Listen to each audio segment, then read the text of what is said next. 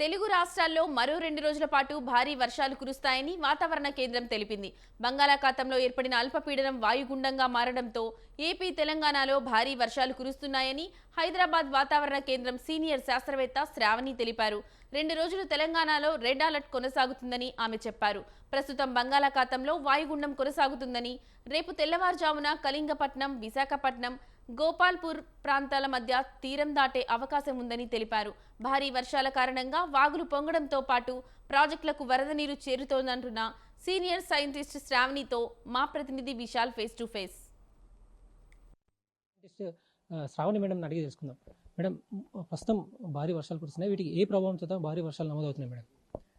ఇప్పుడు ప్రస్తుతానికి మనకి బంగాళాఖాతంలో ఏర్పడిన అల్పపీడనం వాయుగుండంగా మారడం అయితే జరిగింది. ఈ వాయుగుండం ప్రభావం వల్ల మనకి రెండు తెలుగు రాష్ట్రాలు ఉత్తర కోస్తాంధ్ర అయితే చూసుకున్నట్టయితే కానీ, అలాగే తెలంగాణలో కూడా భారీ వర్షపాతం నమోదవుతూ వస్తూ ఉంది. ప్రస్తుతానికి చూసుకున్నట్లయితే మనకి భద్రాద్రి కొత్తగూడెం, అలాగే యాదాద్రి భువనగిరి, కామారెడ్డి పరిసర ప్రాంతాల్లో దాదాపుగా 7 సెంటీమీటర్ల కంటే అధికంగా వర్షపాతం నమోదవడం జరిగింది. ఇది మనకి ఈ వాయుగుండం అనేది మనకి దాదాపుగా అర్ధరాత్రి 12 గంటలకి తీరం దాటే అవకాశం ఉంది. అది దాదాపుగా కళింగపట్నం, విశాఖపట్నం మధ్యలో కూడా తీరం దాటే అవకాశం ఉంది.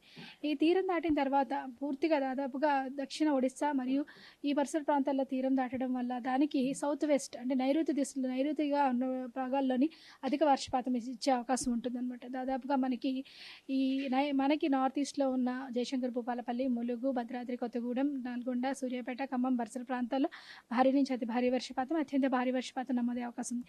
రేపు మూవ్ అయిన తర్వాత మనకి మధ్య తెలంగాణ జిల్లాల్లోని అక్కడక్కడ భారీ నుంచి అతి భారీ వర్షపాతం నమోదే అవకాశం ఉందన్నమాట.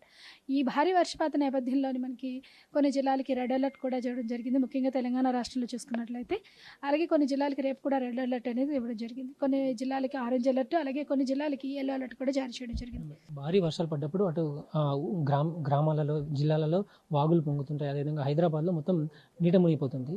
ఇలాంటి సమయంలో ఏ డిపార్ట్మెంట్లను మీరు అలర్ట్ చేస్తారు మేడం?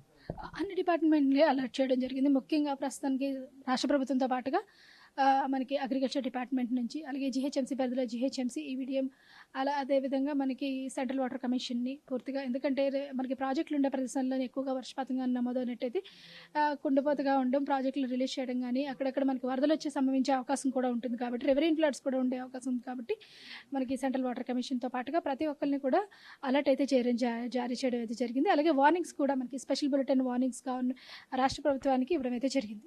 ప్రస్తుతం మనం ఒకసారి బేగంపేటలో వర్షం పడిందంటే కొంచెం పంజాగుట్టలో వర్షం అక్కడ ఏముండదు, మరి ఇంకో చోట పడితే ఇంకో చోట ఉండదు. ఎందుకంటే ఏ ప్రభావంతో ఇలా జరుగుతుంటాయి?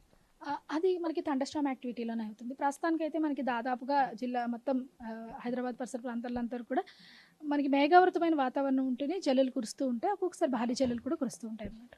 అంటే వర్షాలు గత ఏడాది కొంత అంటే జూలైలో పడి ఆ తర్వాత ఆగస్ట్, సెప్టెంబర్లో పెద్దగా లేకపోవడం వల్ల కొంత సమ్మర్లో కొంత ఇబ్బంది కొన్ని చోట్ల ఏర్పడింది.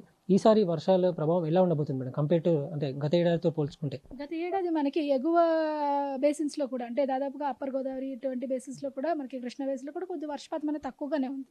ఈ ఏడాది మొత్తంగా వర్షపాతం అధికంగా ఉండడం వల్ల మనకి దాదాపుగా ఇప్పటికే ప్రాజెక్టులన్నీ ఫిల్ అవ్వడం అయితే జరిగింది. అదేవిధంగా మనకు కూడా సాధారణ వర్షపాతం నమోదవుతూ వస్తుంది. ఇప్పటి వరకు పెద్దగా లోటు అయితే ఏం కనిపించడం లేదు.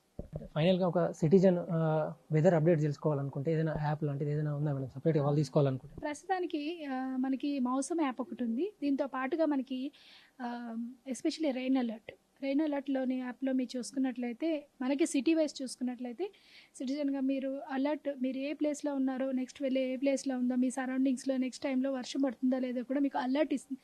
అలర్ట్తో పాటు alarm. So there is a chance of a rain is there at least 1/3 quarter of your sitting area where it is your situated. అట్లాంటి అలారం కూడా ఇస్తుంది అనమాట. So try to install the rain alarm app and as well as the Mausam. Thank you. ఎప్పటికప్పుడు భారీ వర్షాలకు సంబంధించి అటు రాష్ట్ర ప్రభుత్వానికి, అదేవిధంగా జిహెచ్ఎంసీ, ఇతర అన్ని డిపార్ట్మెంట్లు అన్నిటికి కూడా ఎప్పటికప్పుడు సమాచారం అందిస్తున్నాము. మరోవైపు సెప్టెంబర్ నెలలో కూడా మొదటి వారం తర్వాత వర్షాలు ఉంటాయని వెదర్ సైంటిస్ట్ శ్రావణి మేడం అంటున్నారు. కెమెరామెన్ సుధాకర్తో విశాల్, స్వతంత్ర న్యూస్.